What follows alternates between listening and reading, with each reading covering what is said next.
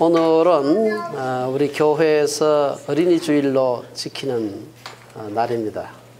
5월 첫째 주일을 어린이 주일로 드리게 되는데, 올해가 우리 교회에서도 지키지만 사실 우리 교회에서, 한국 교회에서 지키기 전에 우리 한국 사회에서 어린이날을 정해서 오래전부터 지키고 있었습니다. 여러분, 오늘이 제 몇 회, 우리 한국의 사회에서 몇 회 어린이날인지 아세요? 100회. 오, 대단히 아주 잘 맞죠. 오늘이 91회 어린이날입니다. 왜 91회냐 하면은, 여러분이 혹시 그 방정환 선생님하고 들어보셨어요? 알아요. 방정환 선생님이, 봤어요. 그렇죠. 방정환 선생님이 언제 이것을 정했느냐 하면은 1922년에, 그때는 5월 1일을 어린이날로 정했습니다. 그리고는 23년에 월간 어린이라고 하는 잡지를, 어린이들을 위한 잡지를 그때 만들어 가지고 시작을 했습니다. 이 어린이날을 우리가 지키면서, 우리가 방정환 선생님은 예수 믿는 사람은 아니었습니다. 예수 믿는 사람은 아니었는데 이분은 천도교 신자였습니다. 그런데 방정환 선생님이 천도교의 3대 교주였던 손병희 선생의 세 번째 사위였습니다. 그래서 천도교에서 내던 천도교 잡지가 있었는데, 그것이 개벽이라고 하는 잡지를 했어요. 그 개벽 잡지의 동경지사에 근무를 할 때 그가 이런 일들을 했습니다. 우리 방정환 선생님의 어린이관을 요약하면은, 어린이를 내려다보지 마시고 쳐다봐 주시오 하는 거라고 합니다. 그래서 우리가 이 말을 잘 한번 생각해 보시기 바랍니다. 이 방정환 선생님이 1920년대 천도교 잡지에 이 어린이들을 위한 동시를 번역해서 실었습니다. 그때 이 동시의 제목이 뭔가 하면은 어린이 노래하고 이 뭡니까, 콜론하고 난 뒤에 불 켜는 이렇다. 이때 어린이 노래라고 하는 말을 그때 그 제목에 썼는데, 이것이 어린이라고 하는 말을 처음으로 사용한 것이라고 합니다. 그때부터 어린이라는 말을 사용을 했습니다. 근데 이 어린이라는 말은, 여러분들이 아마 어린이가 어디서 유래한지 아세요 혹시? 잘 모르죠? 네. 어디서 나왔을까? 어린아이. 그렇죠. 대부분의 사람들이 어린아이의 준말을 어린이라고 쓴다고 하는데 정확하지 않습니다. 사실은 목사님도 몰랐어요. 이걸 준비하면서 살았는데, 여러분이 늙은이라 그러면은 늙으신 분 높임말입니다. 이게 respect form이에요. 마찬가지로 그 말에서 시작을 해서 어린이 가면은 어리신 분이라는 뜻입니다. 그래서 어린이란 말 자체가 어린이들을 높이는 말이라 하는 사실을 우리가 기억을 해야 됩니다. 우리가 흔히 어린이를 나라의 미래요, 우리 가정의 희망이다, 그렇게 얘기하고, 우리 어린이들은 잘 모르겠지만 어른들이 되면요, 어린이들을 보면은 그냥 어린이들을 보는 것으로 즐겁습니다. 자기 아이만 봐서 즐거운 게 아니라 여러분들이 나머지 아이를 봐도 어른들은 그냥 마음이 뿌듯하고 즐거워요. 아주 어린 아이를 봐도 즐겁고, 여러분처럼 조금 큰 사람 봐도 즐겁고, 아주 그냥 보는 자체가 기쁩니다. 하지만 우리가 역사를 보게 되면 어린아이들을 이렇게 귀중히 생각하게 된 것이 생각보다도 역사적으로 그렇게 오래되지 않습니다. 대부분의 그 고대 국가들, 혹은 지금도 복음이 들어가지 않은 국가들에서는 어린이들의 인권이 무시되는 경우가 아주 많습니다. 복음이 일찍 전파되었던 유럽의 여러 나라들조차도 산업혁명 기에는 어린이들의 인권이 착취가 되고 노동력을 착취하고 한 경우가 아주 많습니다. 그렇지만 일반적으로 복음이 들어간 나라들에서 공통적으로 나타나는 현상은 이 어린이와 여자들의 인권이 높아진다는 사실입니다. 잘 알려져 있지 않지만, 여러분 혹시 그 윌리엄 윌버포스라는 사람 들어봤습니까? 아니요. 못 들어봤어? 윌리엄 윌버포스라고 아마 어른들은 아마 대부분 아마 아실 겁니다. 유명한 영국의 정치가인데, 이분이 사실은 우리 노예제도는 하나님의 법에 어긋난다 해서 노예제도를 폐지해야 된다 라고 나이 24살 때 이걸 갖다가 막 들고 일어났어요. 그때 영국 전체의 국가 수입의 근 뭐 한 30% 가까이가 노예 무역해서 들어오는 그런 돈이었는데 영국의 의회의 대부분의 국회의원들이 노예 무역상으로부터 로비 자금을 받고 있었는데 이 한국말로 하자면 뭐 어디에 피도 안 마른 사람이 들고 일어나가서 노예제도 폐지하다고 막 하니까 사람들이 막 협박하고 공갈하고 막 죽이려고 하고 욕하고 그랬습니다. 그래서 이분이 그런데 세상 떠나기 불과 얼마 전에 그로부터 25년이 지난 뒤에 영국 제도에서 이 노예제도가 없애는 그런 법을 통과시켰습니다. 이게 윌리엄 윌버포스가 한 일이고 이 사람에게 영향을 많이 주었던 분이 바로 우리가 잘 아는 나 같은 죄인 살리신 어메이징 그레이스를 지었던 존 뉴턴이라는 그 분이 사실은 윌버포스가 노예 해방운동에 나설 수 있도록 강력하게 아주 영향을 미쳤습니다. 여러분 저 어메이징 그리스 찾아보면 옆에 작사자가 존 뉴턴이라고 되어 있는데 원래 이분이 노예선에 선장하던 사람이었는데 예수 믿고 돌아서 가지고 내가 정말 하나님 앞에서 나쁜 짓을 했구나 하고 돌아서 가지고 이분이 이 찬송을 지은 겁니다. 그런데 윌버포스가 했던 아주 중요한 일 중에 조금 전에 얘기했던 노예 해방한 거 말고 노예 무역 금지한 거 말고 중요한 걸 한 것이 두 가지가 있는데 하나는 회사에 가서 사람들을 지나치게 노동을 착취하지 않도록 노동법을 만든 것이고 또 하나는 어린이 노동보호법을 만들었습니다. 아이들을 그렇게 착취하면 안 된다. 여러분 그건 잘 모르셨죠? 사실 저도 잘 몰랐습니다. 아주 중요한 법을 만들었습니다. 오늘 이 본문은 예수님께서 이미 2000년 전에 어린이의 귀중함을 인정하시고 이들을 축복하신 것을 소개하고 있습니다. 사실 그 예수님 당시에 지금보다 2000년 전에는 어린아이와 여자들은 사람 숫자 헤아릴 때 넣지 않았습니다. 그래서 남자들 장정들만 몇이었다. 뭐 장정 5,000명이 먹고 12바니가 남았다. 애굽에서 나올 때 장정만 60만이었더라. 뭐 이렇게 하지 여자들하고 어린이는 수에 안 쳤습니다. 그런데 그런 그 여자들에 대해서 어린이들에 대해서 예수님께서는 관심이 아주 많았습니다. 그렇다면 예수님께서 어떻게 이 어린이들을 귀히 여겼을까? 오늘 본문을 가만히 살펴보면 아주 중요한 몇 가지 예수님이 어린이를 사랑하고 보호하는데 중요한 원리를 우리에게 얘기하고 있습니다. 첫째는 어린이들을 사랑하고 보호하고 귀히 여기는 첫째는 어린이들을 예수님께 데려오는 것입니다. 여러분 오늘 13절에 보면은 사람들이 예수께서 만져주심을 바라고 어린아이들을 데리고 오매. 어린아이들을 데리고 예수님 앞에 나오는 것이 어린이들을 귀히 여기는 첫 번째 중요한 방법이다. 여기서 말하는 어린이 혹은 어린아이, 영어 표현은 little children 이라고 얘기합니다. 우리 헬라 말로는 이 파이디온이라고 하는 것은 어린아이들 중에서 아마 한 유치원생 전후한 그 아주 어린아이들입니다. 뒤에 보면 이 어린아이들을 예수님께서 팔로 번쩍 안아서 그들을 축복하셨다는 말이 나옵니다. 이게 만약에 한 10몇 살 되고 이러면 사실 무거워서 못 들거든. 아마 유치원 전후한 아마 한 4, 5세에서 한 10살 그 사이의 어린이가 아니었을까 생각을 해봅니다. 아주 어린아이들이 예수님께 나오는 것을 예수님께서 이제 반기시던 장면이 오늘 본문에 나오는 것입니다. 아주 어릴 때 예수님을 알게 되면은 어른이 되어가지고 나이가 들어도 믿음의 길을 떠나지 않는다라고 성경은 기록하고 있습니다. 여러분이 잘 아는 솔로몬은 잠언 22장에서 마땅히 행할 길을 아이에게 가르치라. 그리하면 늙어도 그것을 떠나지 아니하리라 했습니다. 우리말에도 3살 버릇 80 간다. 그런 말. 3살 때 버릇 들이게 되면은 뭐 죽을 때까지 그 습관을 가지고 산다는 겁니다.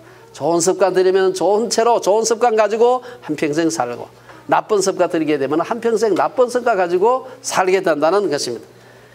어린 시절의 습관이나 교육이 얼마나 중요한가 하는 것을 우리에게 말해주고 있습니다. 한때 미국의 그 오페라 계에서 아주 유명한 그 가수였던 할버튼이라고 하는 사람이 있었는데 이분 그 얘기가 아주 재미있습니다. 이 사람이 어느 날 우연히 자기 집에 있는데 자기 집에 이웃집에 사는 자기 아들의 친구가 와서 그냥 놀고 있었어요. 근데 이제 아이들은 아버지가 옆에 있는지를 모르고 지들끼리 막 얘기를 하는데 이웃집 아이가 이 자기 아이를 보고 쓱대면서 야 우리 아버지는 우리 시의 시장님을 개인적으로 잘 안다 하고 자랑을 막 했어요. 그러니까 이 할버텐의 아들이 말하기를, 야, 그래? 근데 우리 아버지는 하나님을 잘 안다 이러더래.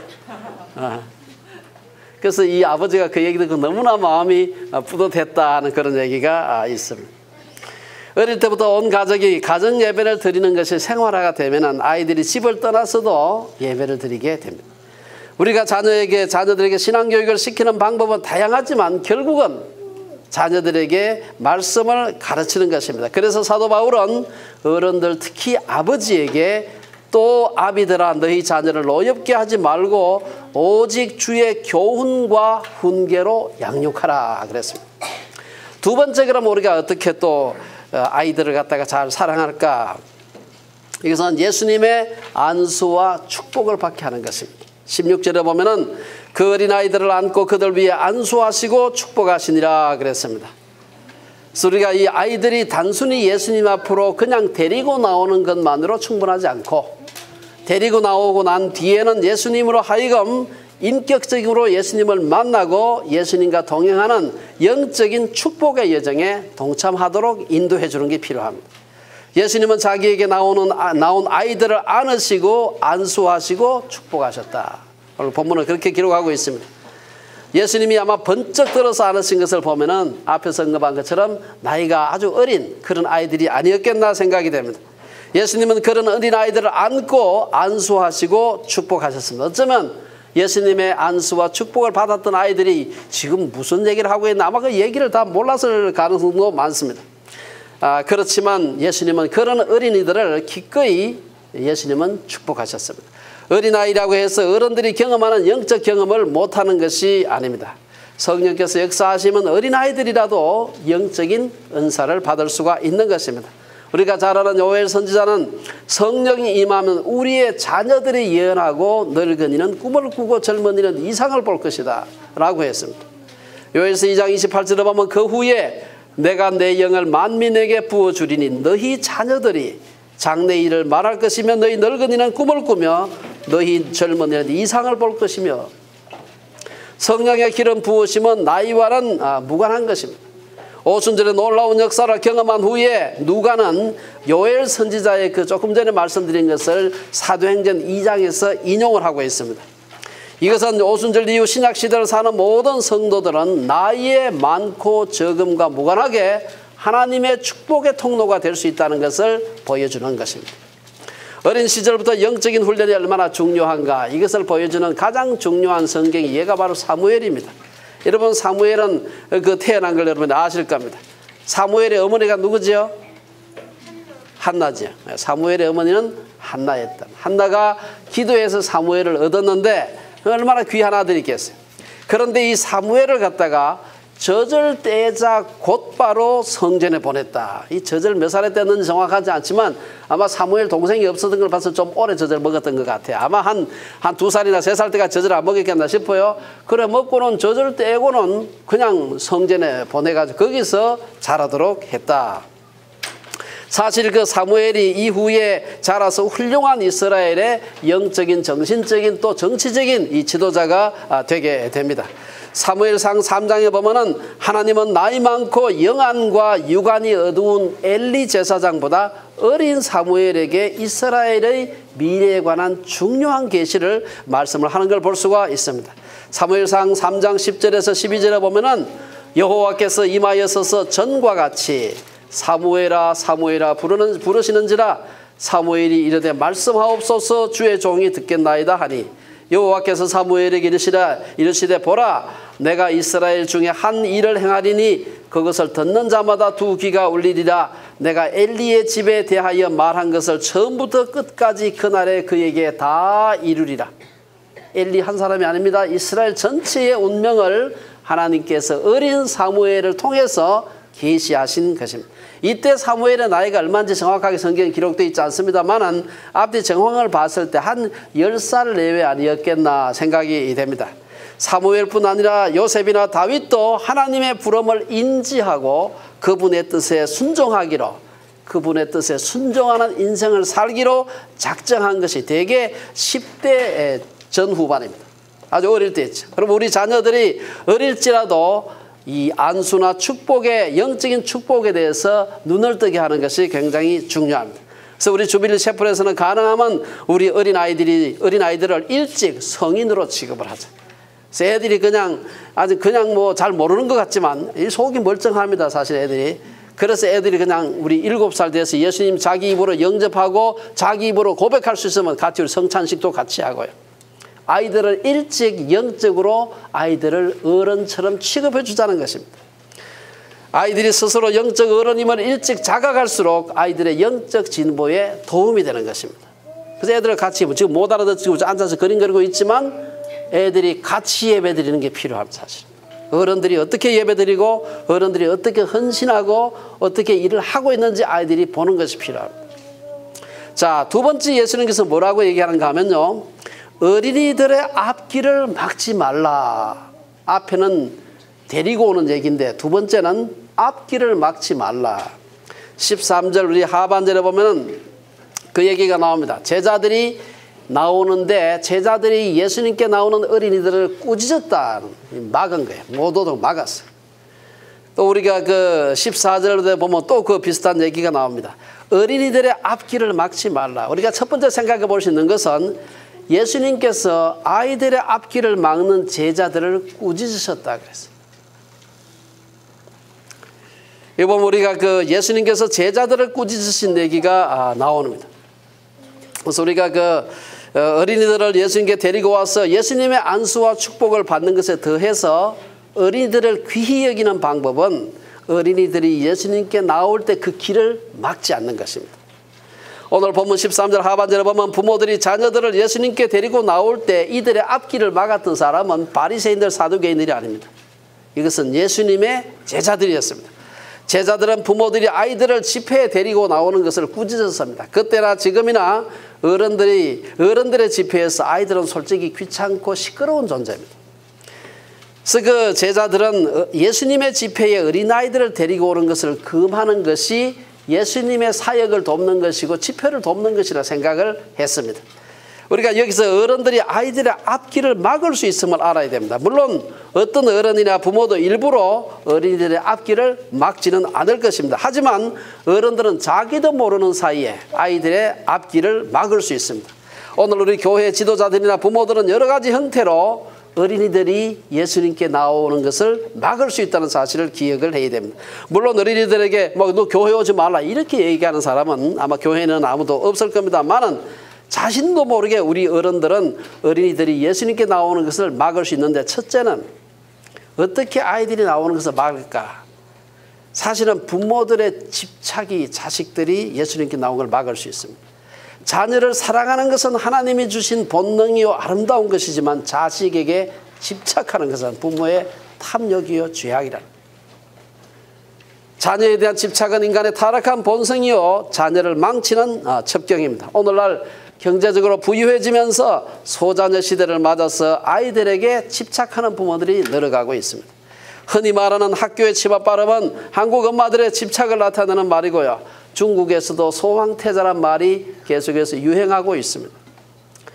두 번째, 어떻게 아이들의 앞길을 막을까?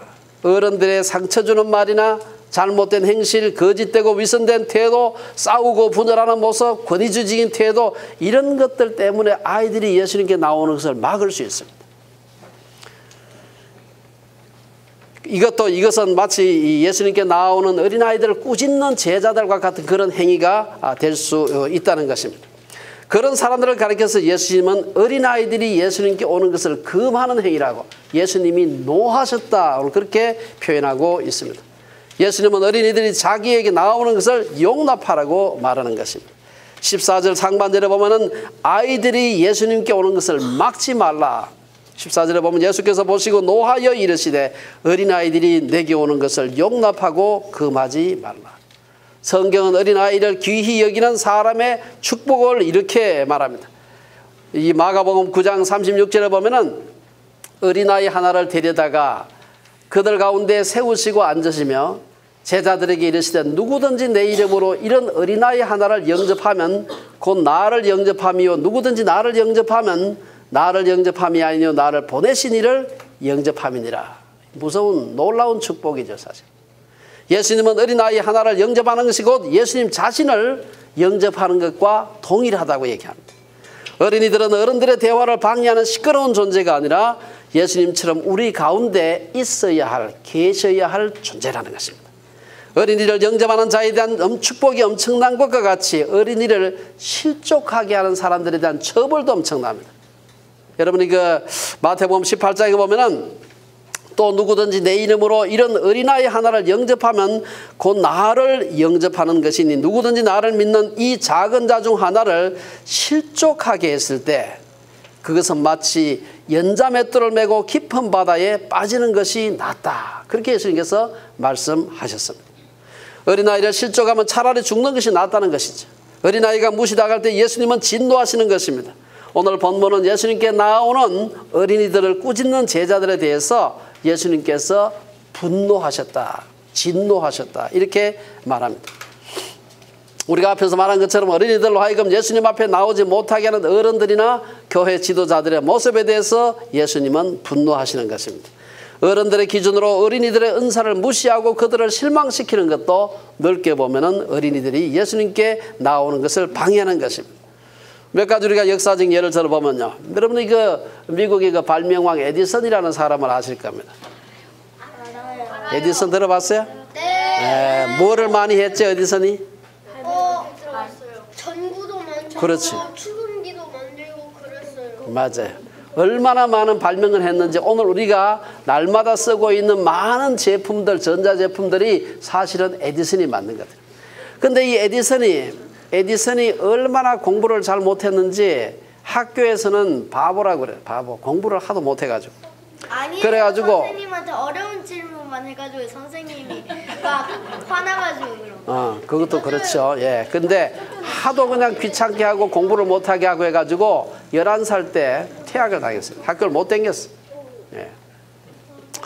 여러분 세계적으로 유명한 조각가 로댕 같은 사람은 어릴 때 그림 그리기를 좋아했는데 학교 성적이 늘 꼴찌라 예술학교 입학하려고 하는데 계속해서 떨어지는 것입니다. 3번이나 낙방을 했어요. 20세기 최고의 물리학자 아인슈타인은 고등학교 졸업할 때까지 수학 성적 제외하고 나머지는 거의 대부분이 다 낙제 점수였습니다. 물리학자죠, 아인슈타인이. 얼마나 공부를 못했는지 대학을 가는데 요새 저 쭈리히 가면 쭈리히 그 스위스의 큰 도시 쭈리히가 있는데 쭈리히에 가면은 쭈리히 공과대학이 있어요. 거기 가보면은 굉장히 좋은 공과대학이죠. 근데 거기 시험을 쳤는데 3번이나 떨어졌어요. 3번째도 떨어졌어요. 근데 3번째 떨어지고 난 뒤에 이 학과 교수들이 가만히 보니까 다른 건 다 낙제점이라 들어올 수가 없는데 수학을 너무 잘해가지고 다른 건 다 낙제인데 수학을 잘해가지고 이게 좀 뭔가 좀 이상하다 해가지고 아인슈타인을 갖다가 조건부 입학을 시켰습니다. 고등학교 가서 뭐 좀 더 듣고 오면은 이 conditionally admittion을 주겠다 이렇게 해서 들어왔어요. 예. 사실 우리가 생각해보면 아마 이런 그 사람들은 다행히도 그래도 길을 찾은 사람들인데 사실은 길을 못 찾고 그 디스커리지 하는 어른들의 말 때문에 인생을 망친 사람이 이 세상에는 부지기수로 많습니다. 제가 지금 예를 들어 몇몇 사람들, 이런 사람들은 정말로 하나님의 은혜로 그렇게 디스커리지를 당했는데도 불구하고 그래도 이들은 정말 그들의 은사를 개발한 사람들입니다. 하나님께 나아가는 자기의 그 하나님이 주신 은사를 갖다가 잘 발현하지 못하게 하는 것, 이게 사실 예수님 앞에 나아가는 것을 막는 것이라고 볼 수 있습니다. 자신의 은사를 완전히 피워보지 못하고 좌절과 분노 속에 인생을 바치는 사람들이 얼마나 많은지 모릅니다. 어른이 되어서 다른 사람들의 권위를 인정하지 않고 좌충우돌하는 사람들은 대부분 집에서 아버지와의 관계가 나쁜 사람들입니다. 비록 사회적으로 큰 성취를 하지 않더라도 주변 사람들을 복되게 하면서 자신의 인생을 행복하게 사는 것이 하나님의 뜻이고 예수님께 나아가는 것이라고 할 수 있습니다. 하지만 어른들의 잘못된 비교와 비난으로 인해서 불행한 인생을 사는 사람들이 세상에 굉장히 많습니다. 누구는 안 그런데 너는 왜 그러냐?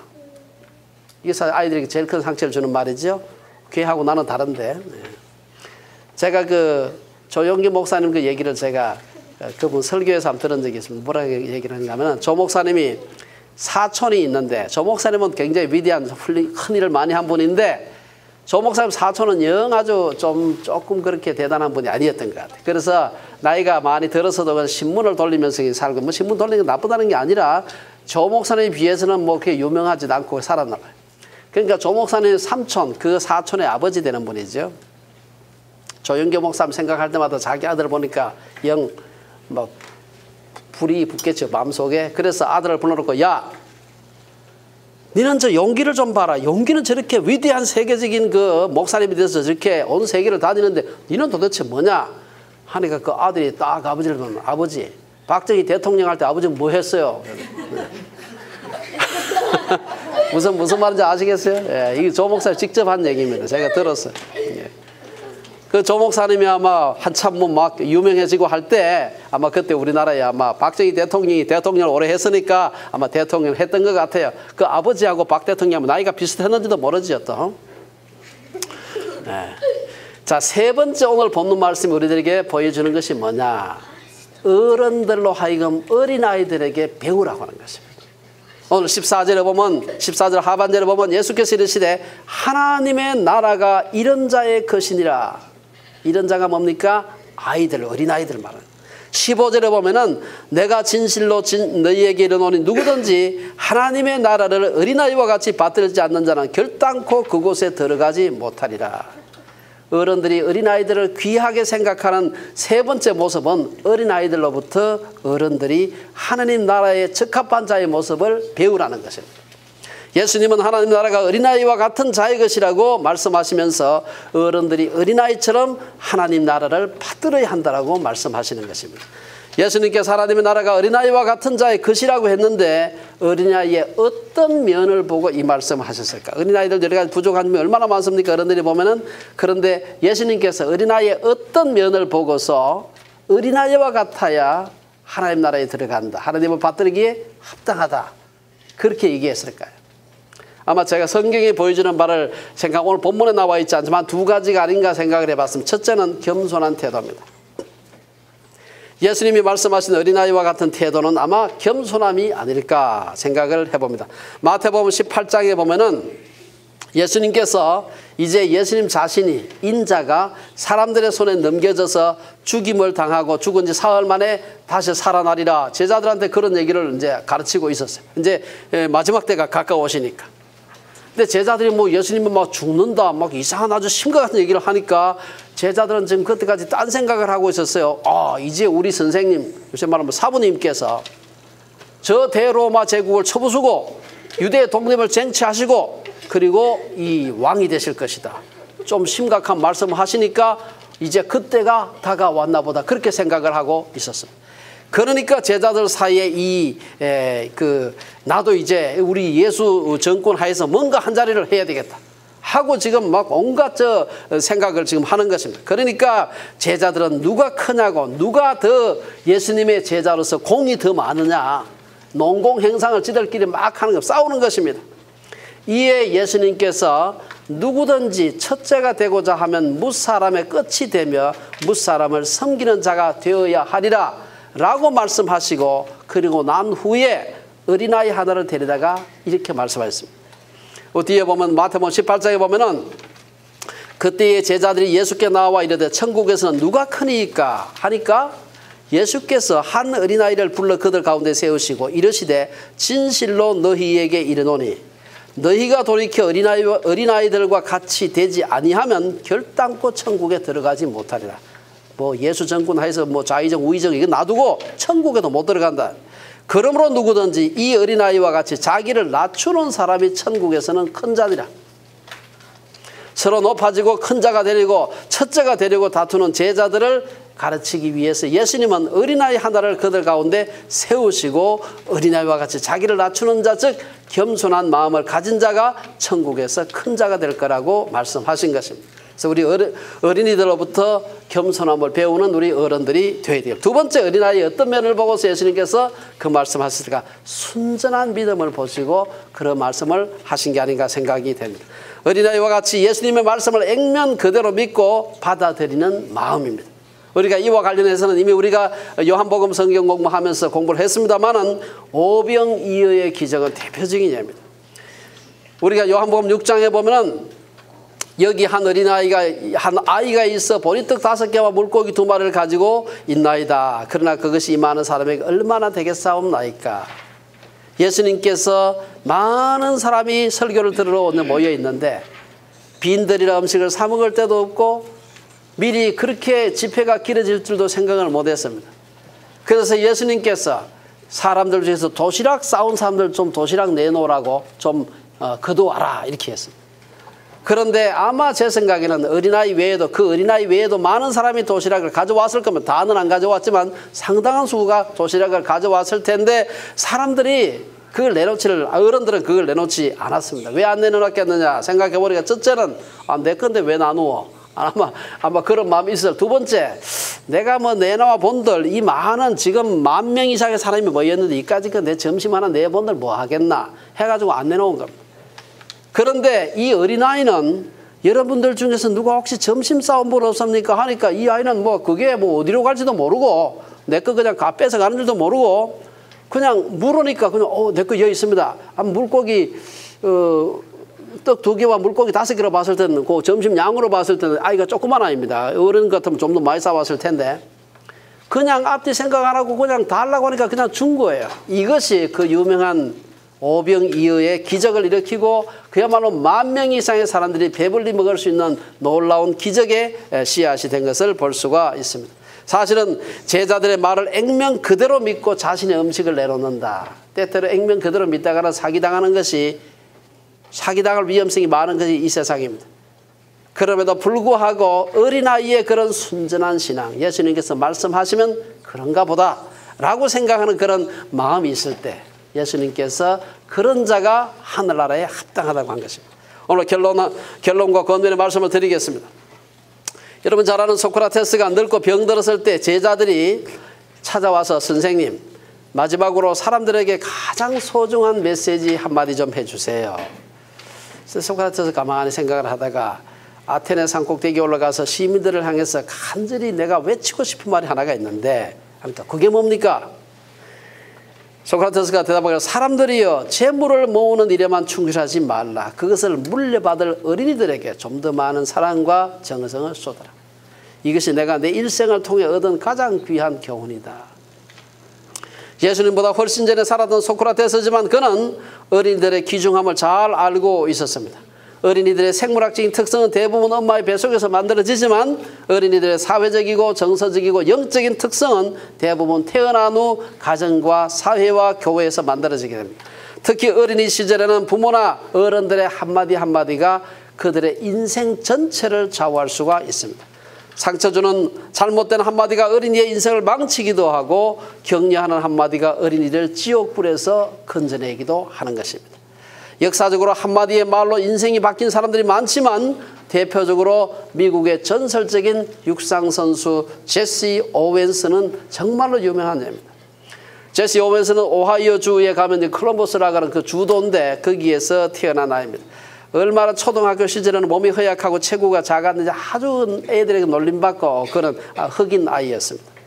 그런데 어느 날 그의 학교를 졸업하고 런던 올림픽에서 육상 2관왕이 된 선배가 그 학교를 방문을 했습니다. 그래서 많은 학생들이 그 선배 주위에 막 몰려들고 있을 때 제시 오웬스도 그 틈에 끼어가지고 막 그냥 그 훌륭한 선배니까 막 몰려들었습니다. 애들이 이것저것 질문하는데 이 오웬스도 물었습니다. 선생님 저도 열심히 노력하면 선생님처럼 될 수 있을까요? 하니까 이 사람이 애들이 많이 모여있으니까 누가 묻는지도 몰랐을지도 모르죠. 그냥 그런 얘기가 들으니까 그럼 너도 할 수 있지. 선배님 그대로 있는데 뒤에 놔두고 집으로 달려갔습니다. 막 너무 기뻐가지고 올림픽 육상 2관왕 금메달을 2개나 딴 사람이 나도 열심히 하면 될 수 있다고 했다. 집에 가니까 엄마 아빠랑 일하러 가고 할아버지밖에 없는 것입니다. 할아버지 할머니 놓고서 오늘 그 위대하고 훌륭한 분이 나한테도 그 얘기했다. 이래가지고 제시 오웬스가 그때부터 연습벌레가 됩니다. 죽자 사자 연습을 하는 겁니다. 그 사람이 바로 우리나라 송기정 선수가 마라톤 금메달을 땄던 1936년 베를린 올림픽에서 무려 육상에서 4관왕이 됩니다. 금메달을 4개를 땁니다. 이게 아주 전설적인 얘기입니다. 뿐만 아니고 그는 100m, 200m 넓이뛰기, 400m 계주에서 4관왕이 되었고 그중에 200m와 넓이뛰기는 올림픽 신기록을 세웠습니다. 그는 일생 동안 7개나 세계 기록을 세우는 대위협을 달성했고 그가 그 경기에 출전할 때는 오하이오 스테이트 유니버시티하고 오하이오 주립대학의 재학생이었습니다. 오하이오 주립대학에서 너무나 위대한 자기의 학교의 출신이 너무나 위대한 일을 했기 때문에 그 어마어마한 OSU의 그 스타디움이 대단히 큽니다. 엄청나게 큰 그 풋볼 경기장 이름을 갖다가 오웬스 스타디움이라고 이름을 붙였습니다. 그게 말 한마디 때문에 애가 이렇게 변한 것입니다. 어디 오웬스만 그러합니까? 모든 어린이들은 인생은 어른들의 말 한마디로 천국과 지옥처럼 달라질 수가 있습니다. 성경 곳곳에서 잘 키운 자녀들은 이 세상 어떤 것보다도 더 큰 축복임을 강조하고 있습니다. 그래서 시편 기자는 127편에서 어린이를 여호와의 기업이요 태상급이요 장사의 수중의 화살과 같다. 보라 자식들은 여호와의 기업이요 태의 열매는 그의 상급이로다. 젊은 자의 자식은 장사의 수중의 화살 같으니 이것이 그의 화살통에 가득한 자는 복되도다. 그들이 성문에서 그들의 원수와 담판할 때에 수치를 당하지 아니하리로다. 제가 마지막으로 영국의 낭만주의 시인 워드워즈의 무지개라는 시를 제가 한번 읽어드릴게요. 여러분 너무 잘 아는 시지만 여기 그 유명한 어린이는 어른의 아버지다 하는 말이 나옵니다. 제가 한번 읽어보겠습니다. 뭐 긴 시가 아니니까. 하늘의 무지개를 바라보면 내 마음 뛰노나니 내 생명 시작될 때 그러했고 어른이 된 지금도 그러하거늘 나 늙어서도 그러하리라. 아니면 내 목숨 그도 가소서. 어린이는 어른의 아버지 원하노니 내 생의 하루하루가 자연의 경외로 가득할진저. 유명한 얘기입니다. 어린이는 어른의 아버지다. 어른의 아버지와 같은 어린이들 모든 어른들이 어린이의 시절을 지나왔던 것처럼 지금의 어린이는 얼마 지나지 않아서 어른이 될 것입니다. 자신의 어린이 시절을 생각하며 그리고 어린이의 축복을 생각하며 겸손한 마음으로 어린이들을 맡은 자로서 청지기적 소임을 다하는 우리 온 어른들이 되시기를 주의 이름으로 축원합니다.